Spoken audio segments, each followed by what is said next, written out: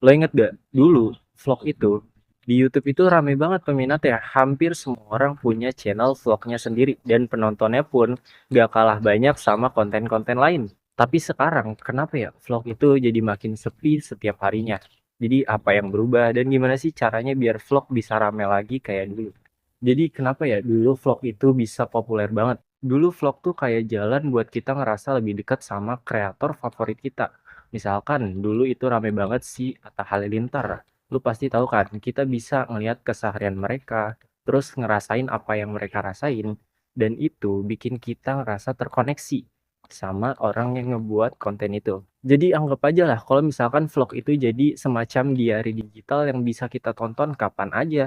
Mau lu di rumah, di kantor, di mana aja deh. Dan itu bener-bener fresh pada zamannya. Bahkan nih ya, rasanya itu kayak nonton teman sendiri kalau misalkan kita sambil cerita tuh, kita sambil nonton video vlog.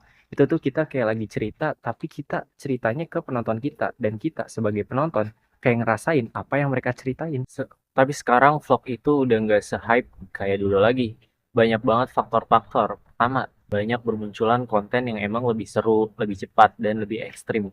Jadi orang sekarang itu lebih suka nonton yang singkat, langsung to the point ke intinya. Yang kedua adalah vlog itu jadi terlalu repetitif. Banyak konten kreator yang bikin vlog dengan format yang sama berulang kali tanpa adanya yang baru dari perubahan konten itu. Jadinya penonton mereka itu kayak boring buat nonton videonya.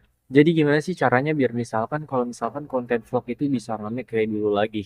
Yang pertama adalah kalau misalkan konten vlog itu harus lebih dinamis lagi. Jadi jangan terlalu fokus sama cerita yang biasa-biasa aja. Misalnya nih, kayak tantangan-tantangan kecil misalnya yang ada di vlog lo itu. Yang kedua adalah buat vlog lo itu jadi personal dan intimate.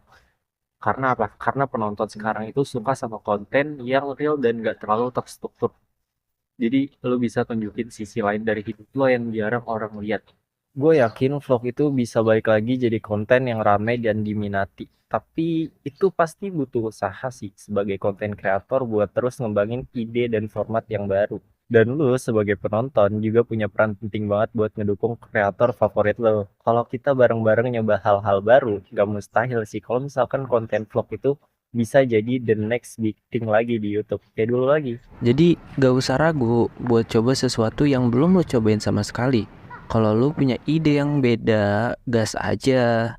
Yang penting nikmatin prosesnya dan lihat sejauh mana lo bisa bawa vlog ini ke level yang lebih tinggi.